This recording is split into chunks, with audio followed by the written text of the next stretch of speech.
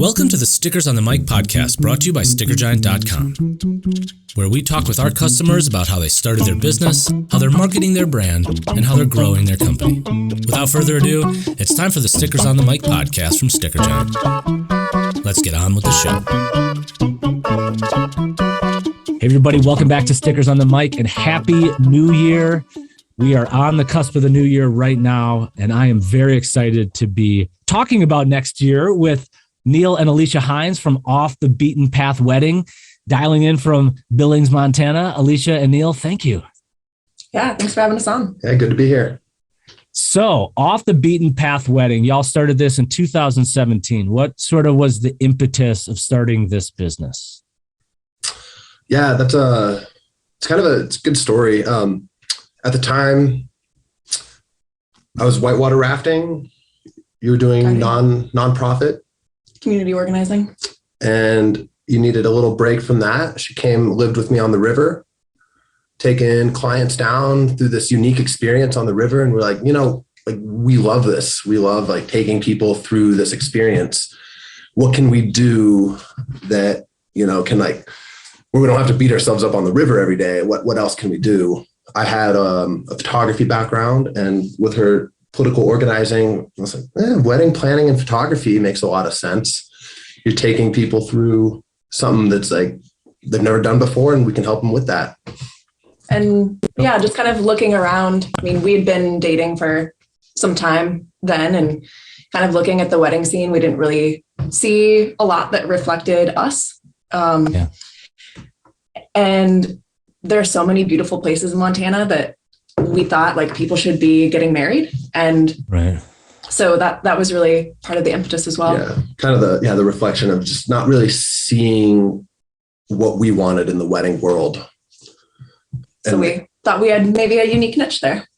Yeah, the wedding industrial complex is interesting. I mean, I've been married for some time now, and I remember planning our wedding and all that went into it. We got married on a farm in Virginia, and there were sheep there, and we were in the barn. And so it's kind of this outdoor different, it's not church and reception hall. You know what I mean? That's great for some people. And especially if where you're from, that might be it. Right. But that's really cool that you were able to sort of mix those two. And I have a story about the wedding photographer. Anyway, I'll save that one for another time. But so, when you started planning this though, and that's really cool with river rafting. We love the river here, and my wife was a guide. Anyway, how do you then take to source clients who'd be willing to take that next step? Because again, like I said, weddings are rather traditional affairs, 90% of them, right? So how do you make it even more than 10% for you all to capture that audience?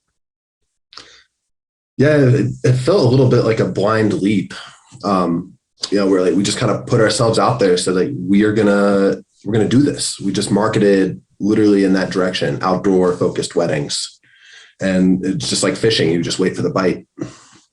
And I think we were both surprised even really early on that people did actually want what we were putting out. We weren't wrong that there were lots of other people out there like us that wanted something different. And I think branding it was really important to that. What image do you put out with your logo? What story do you tell about yourself?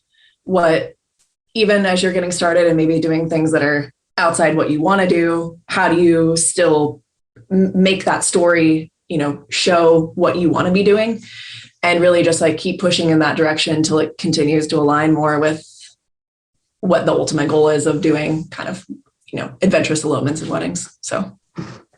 Yeah, speaking of let's pause there on the logo topic, because that's what drew me to you all. I look at all of the artwork coming through the shop, and I'm like, whoa, that's fun. Just, awesome. Yeah. I see artwork in the thousands on a daily basis. Right. And so, I have a thing that I like, obviously, and I like typography, and I like really simple monochromatic things just for the impact, right? Not busy. So talk a little bit about designing your logo. Yeah. We hired somebody to help design it. It was one of the first things we did. I don't even know if we had clients at that point. It was we need a name, we need a brand. Right. Of course. Right. Yeah. yeah, and it was just I wanted to just speak to the outdoor population. I just wanted, looking at other brands that do that. Like I think Cliff Bar was actually one of the brands that I was kind of, when I meet in those meetings, I was like, something like Cliff Bar, something that is like that bold. It already speaks to the outdoor population. Like, yeah, that makes sense. Not getting caught up in something that was like overly flowery that you might think of with a wedding brand, but really trying to just stick to that's always cursive. Yeah. Weddings are always cursive. Yeah. The script, it's like, because I laid out our invitations and I can even remember anyway. So enough about me. Back to like when you were saying too about the top level nav of like your site and your brand, that is, it's elopements, photography, and planning. Right. I presume the planning side was very difficult in the last couple of years, or it was an opportunity to help people who are like, what are we supposed to do right now to have this wedding? You know what I'm saying? Yeah. I'll let you grab that. Well, and especially early on, one of the reasons that like us being a duo offering planning and photography was so powerful is that the market's like, pretty saturated with photographers. Photographers are kind of a dime a dozen. Right. And so it was really important for us as a differentiation factor. Like we brought a lot of people in the door because there weren't very many planners in our area.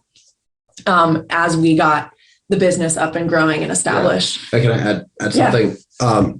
Something I learned in photo school was as a photographer, you really need to diversify yourself. You have to have multiple skills. You can't just be good at the camera, because the photographers are the dime a dozen. So that was very important that our company had more to it than just photography. Yeah. And then definitely the planning was a challenge through COVID, and we may both have a few more gray hairs than we did in 2019.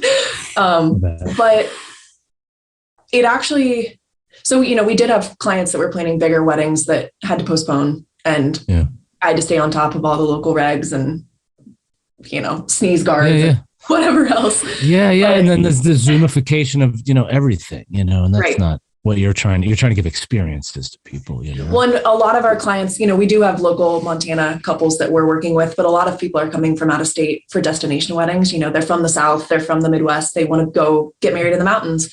So then that adds a whole nother level of their state restrictions, our state restrictions, travel, all that, went into that. But it actually, not to say that it wasn't hard through the last few years, but the pandemic was kind of an opportunity for us in another way, because people couldn't have big weddings. More and more people were looking to elope. And be outside. And be outside. Yeah, exactly. Yeah. You kind of fit right into this, like this perfect box for these, a COVID wedding, like outdoors, small amount of people. Right. That's like what we were already marketing as. Yeah. And it kind of coincided to, at the beginning, we were just planning and photography. I'm also now an officiant.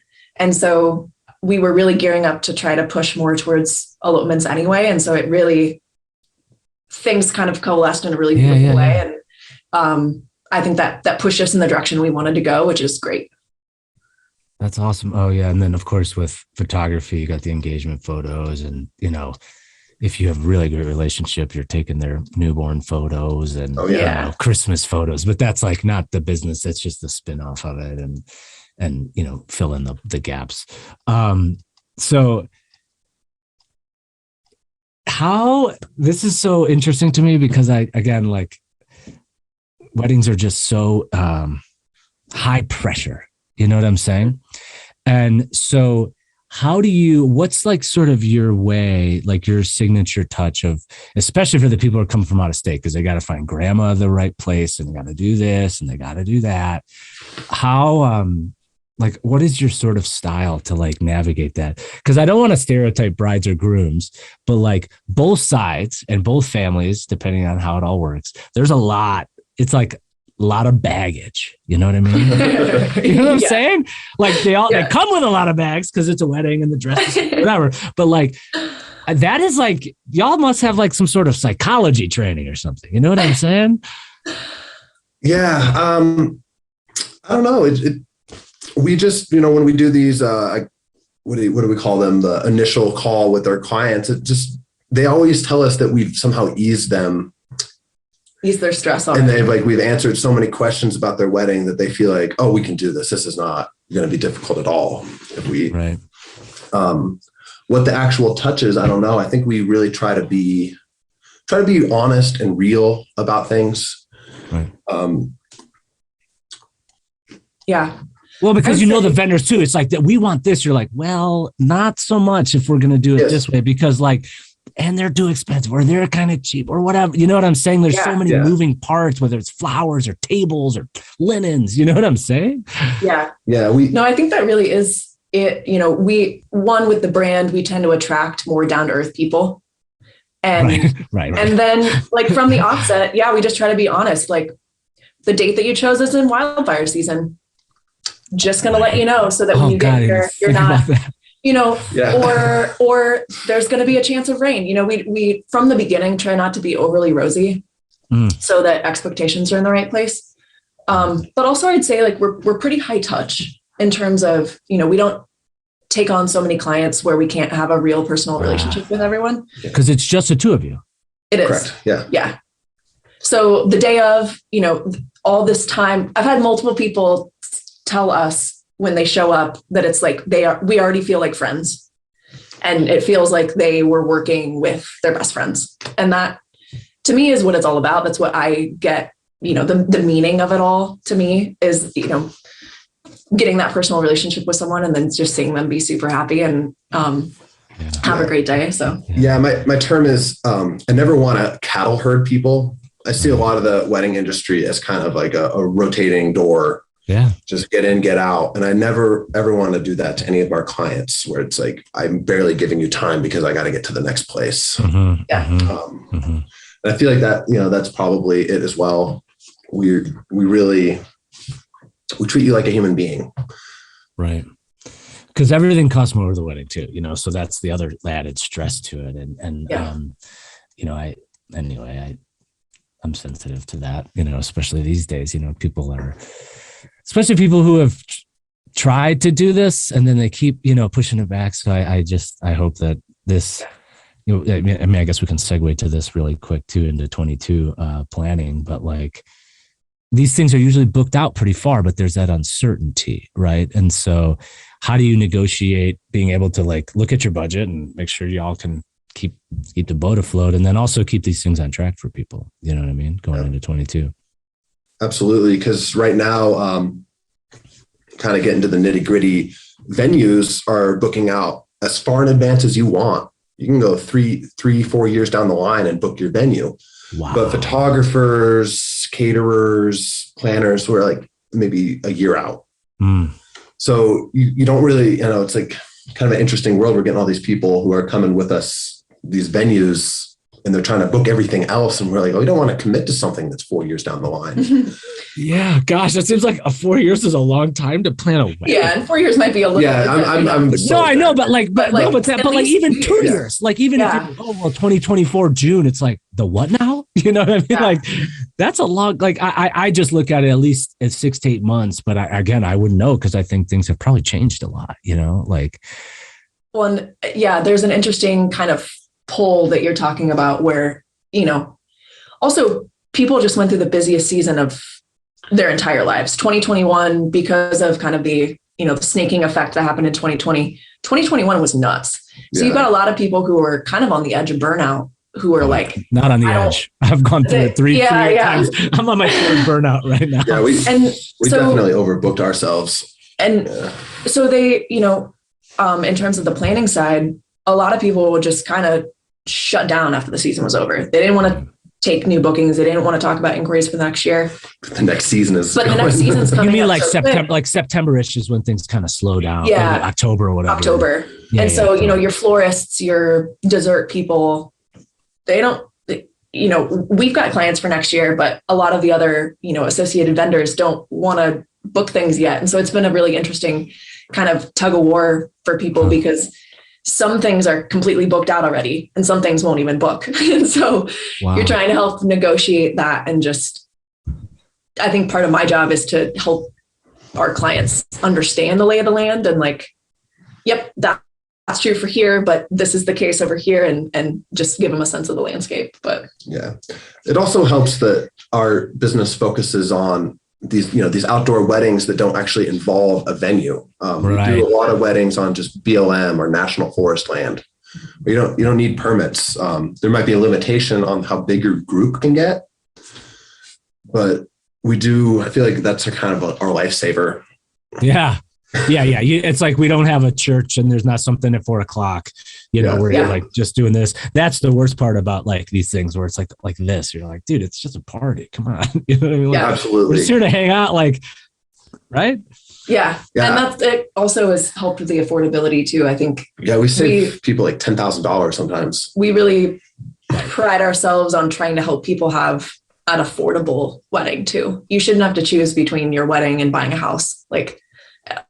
And it's that's a no-brainer, right? But but here we are, people drop all this, but yet, yeah, the amounts that you $50,000 later, it's like that was your down payment, guys. Yep, you're mortgaging your future. But if we can help them have the ceremony on national forest land, and then go back and have just a nice catered dinner at an Airbnb, that's a whole different price range that we're talking about than any kind of venue that you might be looking at. So. That's pretty cool. I didn't even think about just doing an Airbnb. So engagements are this trend. I thankfully was behind this trend when I got engaged and married, but the to-do that happens with the staging of these engagements and the photos, Neal, I don't know if you're taking the pictures or helping how to do the reveal, but that to me as someone who had to go through that is so stressful to begin with. But then how do you help stage and capture these? Because clearly these are a very big deal for folks in the age of social media, Instagram, and all that stuff. What kind of work does that entail for you all? And when you mean engagements, are you talking about the wedding itself? No, the physical, will you marry me? Well, we actually haven't done any of those. Oh, really? The pictures on the site kind of look like that. So maybe those are just the elopements or something, but you haven't had to do that, I guess is what you're saying. Yes. So, yeah. Oh, good. I haven't had to, besides myself. Yes, right. Of course. We've talked with some couples about it though. A lot of times it's just location hasn't worked out, but yeah. And we've kind of deemed it not really worth our time as well. It just seems so inauthentic to me sometimes, so staged. And sometimes you do it after the fact, we're engaged, but let's just do this. It's cool. It's a nice photo, but I don't know. Maybe I'm being a little cynical, but I'm right. It's my least favorite trend within the whole space. I'm right there with you, actually. Yeah. And maybe because I wasn't very good at it anyway, whatever. But but then there's elopement, which is effectively, it's just a one-off wedding, and it's just whoever can even be there, so that's just shooting a wedding, right? Effectively. Yeah, easy, yeah. Yeah. Just make sure you get all the stills that you need to have. And we have spots. We have, tons of spots. We use the Beartooth Mountains, which is right outside of Billings. Right. And we know those mountains. I grew up in those mountains. So that's no, this is we got the sunset spot. This is where we're going to do it. I know exactly how the sun's going to hit this mountain. Yeah, that's cool. Because some of these are obviously terrific photos. Folks who are listening, it's offthebeatenpathwedding.com is the site, by the way, just in case. I didn't mention that. So we've covered a lot of the major stuff, but especially when you're talking about getting your audience and trying to market, what are the ways you do that? Yeah. I think it's probably the same as a lot of businesses, but on our website, we try to blog some of the weddings that or elopements that we really want to put out to the world in terms of what we do and the experiences that we offer, as well as Instagram. Both of those things I wish I could do a lot more than I do. But I think there's a good balance that you have to strike between being present in life and doing those kinds of things. But with both of those, I wouldn't say that I'm a marketing expert in any sense, but SEO and Instagram tags have both been really effective for us. I'm almost amazed with the infrequency of my posting, how well Instagram has done for us in terms of, partially, I think Montana maybe isn't as saturated of a market as say like Joshua Tree or Yosemite, where if I was tagging Yosemite elopement, I might get lost in the noise. Totally. But Montana elopement photographer, like people are going to that, and we're in that feed enough that we actually get a good amount of leads that say they come from Instagram. And the majority of the elopement photographers operating in Montana are working out of the national parks. At a Glacier. Mostly out of Glacier National Which Park. is very far away from everything. Yeah. It's like 9 hours from us. We're in the same state. Yeah. No, I've driven across Montana. There's no speed limit. You know what I mean? Like you can do whatever you want. Yeah. So you have this, you're almost like so you have the natural isolation, which helps in reducing the pool that you're competing against. Instagram being one. And that's no surprise. Actually, pretty much everyone for the last couple of years I've talked to, Instagram is for small businesses is like the most powerful. Facebook is sort of fallen off. You know what I mean? It's just so much noise. The advertising is, and unless you're doing like a consumer packaged good or you have inventory, it's really hard to like advertise. It's like, get a deal on sunglasses. It's like, okay, that's not what you're doing. You know, that we can't do that even as effectively. You know what I'm saying? Sales just don't work like on that platform. So Instagram, and then are you doing much with the like actual digital advertising, like Instagram ads themselves, like you pay for them or Google ads? No. Oh, wow. And that's what is kind of incredible to me. Like I know purely organic is what you're saying. Purely organic. Wow. The only things that we pay for is there's like a Yelp for weddings. Yeah. Right. The knot, wedding wire and the knot. Yeah. And I think that, doing that, though it's expensive, was helpful for us in terms of backlinking. Yeah. Because we get really good organic traffic on Google as well, which also to me is kind of incredible. But, if you Google Montana elopements or Montana elopement photographer, we come up. And so when people are looking for what we're offering, they're able to find us, which is great. Yeah. Like they're finding what they want without having to work too hard is what you're saying. Right. Yeah. And for us too, without having to well, right. And then conversely, for it, you're not like, I have a $10,000 a month Google AdWords budget. You know what I mean? Oh, wow. No, I'm not me. I'm just saying, if you were to say that you're like, oh, wow, that sounds nice. Right.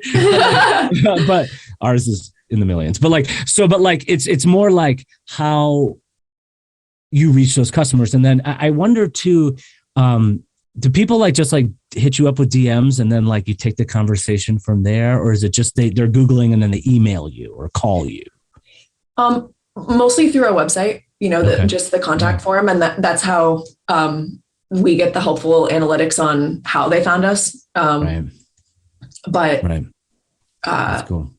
Yeah, no, it's mostly through the website. And I think the other through thing, Instagram. Every now and then we get the DMs through Instagram. Yeah, it's always interesting to me when because a lot of times they fall off to it. I'm like, I guess it worth it. I'm always looking for new stories and customers. So I'm always very fascinated to like hear how people capture the lead and then convert the lead to. So then you're like, Brian and Lindsay just had the best wedding, but it was because of how they got there. And again, your brand off the beaten path, like you're not going for this luxury, destination. Montana has luxury, of course, but like what you're saying is like, you're trying to give them this authentic experience that you can guide them through, you know what I mean? So, and we've definitely had high-end clients and given people, more luxury experiences on the other big part of our market is private land. Private residences, like ranch weddings. Cool.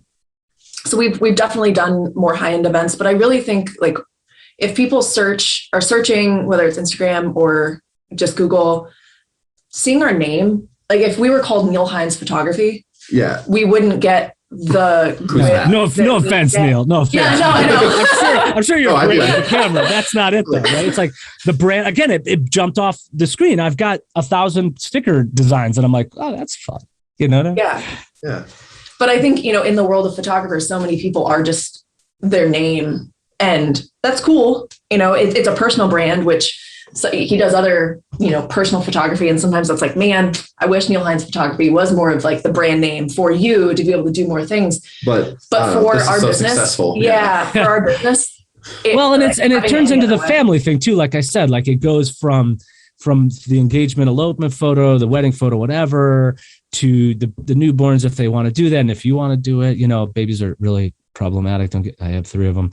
And taking their picture is just awful sometimes, but it's also fun. But you get to see their families, especially if they're local. Yeah. I mean, or maybe they come back every year for their anniversary, and you're like, "Hey, can we do a family photo?" It's like, "Yeah, absolutely, sure." yeah. And we've got a handful of clients that we have that relationship with, and it feels less like a transactional relationship and more of like we're friends. Yeah, that's cool. We're just providing this service for them.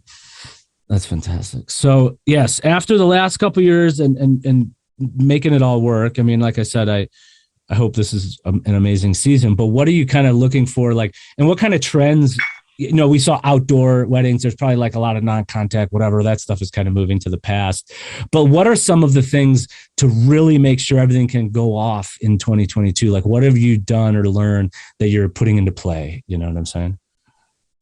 Probably just not overbooking ourselves, really, kind of keeping it to basically like 1 wedding a week and giving them our full attention.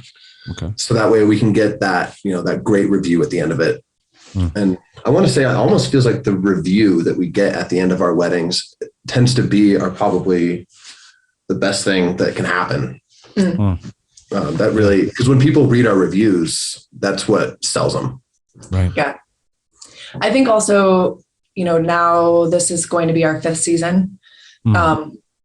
And for me, it's been, we've learned what to say no to, which I think you'll be the first to say I'm a yes person to people to try to, it's what makes them happy, Yeah. Well, yeah, we can do that. We can try to do that. We might not be able to do that. Get someone who's like, I want to get married in Glacier, and then I want to get, have all my family there, and I'm going to get in a car and go straight to my honeymoon. Like, I'm not doing that, because then we're just like left with your family to, you have to get them out of, what's the name of the town there? Lodge or what? Like Lodge? Whitefish. Whitefish is one of them. Yeah.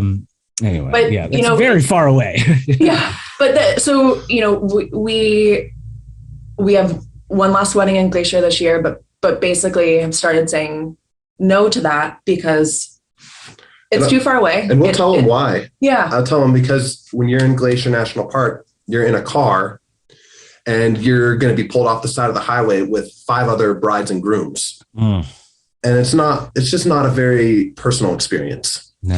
And then also on the more practical side, we give people kind of a rain delay day. Like we want to give people the flexibility that if the day that you chose is really like the worst day ever in terms of weather, let's do it tomorrow, and get you that beautiful day in the mountains. If we've traveled 10 hours and we're up there, we can't really do that as easily. Plus you have a permit for your ceremony time and all that kind of jazz. And so, and then we have been able to promote our area of Montana enough that now we have enough people coming to us wanting that. And so why drive halfway across the country? We literally have the tallest mountains in the state, just an hour away from us. Yeah.